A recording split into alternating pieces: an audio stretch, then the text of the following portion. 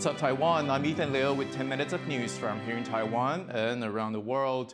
A Chinese invasion of Taiwan could wipe out $1 trillion per year from the global economy, according to a top U.S. intelligence official. Avril Haines presented what she called a general estimate during testimony on Thursday before the Senate Armed Services Committee. She said a Chinese invasion could halt the production of Taiwanese chip giant TSMC, which produces 90% of the world's most advanced chips. Haines also warned that China could ramp up efforts to emerge as a major power globally by undercutting U.S. influence. What is perhaps most concerning is that the CCP is increasingly convinced that it can only fulfill Xi's vision at the expense of U.S. power and influence and through tools of coercion, using demonstrations of strength as well as economic and political coercion to compel governments to acquiesce to the CCP's preferences. A retired Taiwanese Army lieutenant has been sentenced to 15 years for helping China infiltrate Taiwan's military. Shao Weiqiang ran a travel agency after retiring from the Army. He began working for China in 2002 and recruited active-duty personnel as spies. Shao was even able to get one active-duty colonel to sign a pledge of loyalty to China, paying him more than $1,000 a month for his help. Taiwanese manufacturing giant Foxconn reported a 12% drop in revenue in April. The result comes as the company, which is Apple's biggest supplier, faces lower global demand for smartphones. Foxconn said it expected business to continue to drop in the coming months. It reports first quarter earnings next week. The company's billionaire founder, Terry Kuo, is currently running for Taiwan president. He's seeking the nomination of the main opposition Kuomintang, or KMT. Supporters of gay rights have condemned a South Korean decision not to allow the country's flagship Pride event to take place this year. The spot will be given instead to a Christian event. To find out more, TaiwanPlus reporter Louis Watt spoke to Jennifer Liu, a Taiwan-based LGBTQ rights activist. Seoul's city government has given priority to a Christian group over South Korea's annual Pride festival. What is your reaction? I feel very sorry about this decision. Of course, a lot of people know that South Korea's LGBT community has been struggling with their conservative Christian religious power. Also, the opposition, they really have good relationship with the politicians, city government, and the central government as well. However, in the past, a lot of people still willing to support their pride. Pride usually the major event in the society for the general public to see and to understand LGBT community. How does South Korea compare to the rest of Asia when it comes to gay rights? In South Korea, the religions opposition, they are the strongest. And also they are very proactively building the relationship with the politician, try to against all the LGBT equal rights campaign and events. And so I personally think South Korea need more support outside their countries because a lot of international foundation and like human rights funding, they think South Korea is a developed country. So they rarely receive enough support for their civil society and LGBT movement. And I think this is something need to be changed quickly. Speaking there was Jennifer Liu, a Taichung-based LGBTQ rights activist. Taiwan is considering the import of Japanese strawberries.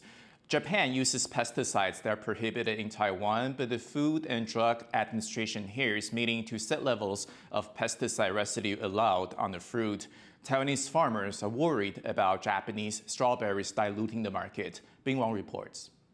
Taiwanese farmers planting roots ahead of strawberry season.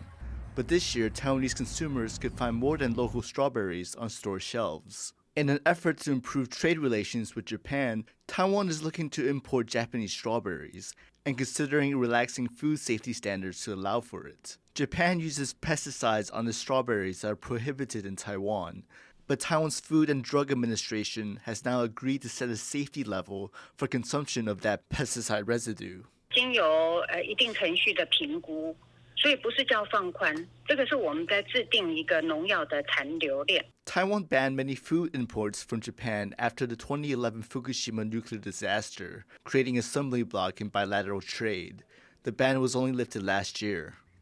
But bringing in more strawberries has raised concerns among Taiwanese farmers who are worried about their income in a diluted market.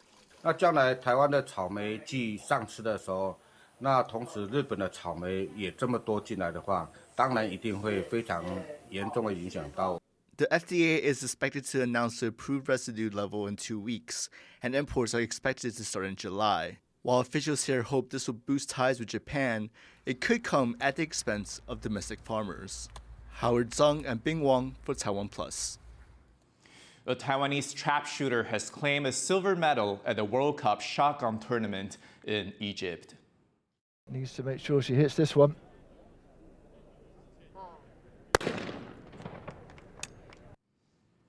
Veteran shooter Lin Yijun tied with Portugal's champion in the regular competition. They had to shoot 9 extra targets to decide the gold medal winner. Lin's silver is her first medal in 3 years. She didn't compete during the COVID pandemic, but she's hoping to compete in the Paris Olympics next year. Meanwhile, Taipei hosted the world's first Women in Sports Photo Awards. The event highlights the severe underrepresentation of female athletes in media. Joyce Zhen reports. Recognizing female athletes by capturing them in their most critical moments. Photographers of all backgrounds, amateurs, professionals, even students, contributed images taken at sports events over the last year. Almost half of the world's athletes are women, but they get only 4% of media coverage, according to the UN. This photography competition, co-hosted by Taiwan and the United States, is aiming to change that. In an effort to make sports coverage more inclusive, the Women in Sports Media Platform and Taiwan Sport Forward Association co-hosted the event, with support from the U.S. State Department. Photographers from over 50 countries submitted more than 1,300 entries. The contest's top prizes were handed out by Taiwan's president, Tsai Ing-wen. I am confident that this event will help bring much-needed attention to women in sports, whether in the field or behind a camera. A distinguished prize was also reserved for the best image by a female professional photographer, won by Berlin-based Lisi Niesner for her image Football's Coming Home. She received her award virtually from London. And let's celebrate women photographers in sport and women in sport. This exposure is even more valuable given this year's Women's World Cup may face a TV blackout in Europe's top soccer nations. This was after media outlets made, quote, disappointing offers for rights, according to FIFA President Gianni Infantino. Another blow to female representation. 运动不只是竞技，运动其实是，我觉得是一个老天爷给我们一个很棒的礼物，让我们可以好好的表达自己。 A key issue is also the lack of female professional photographers. Diversity behind the camera would allow for a broader portrayal of athlete stories. We as female photographers have a different kind of sensitivity about the sport, and we're able to capture the emotion in female athletes, but also in the male ones. Sports embodies so much of the human experience, from self-discipline to teamwork, overcoming pain and sweet triumph. And those behind these photos feel that having a fair shot to showcase their work is important to telling richer stories. Alex Chen, Leslie Liao, and Joyce Zhen for TaiwanPlus. Thank you for watching What's Up Taiwan. Remember to download the TaiwanPlus app for more stories from Taiwan and around the world. Finally, we leave you with images of London landmarks at night. I'm Ethan. Take care, and I'll see you next time.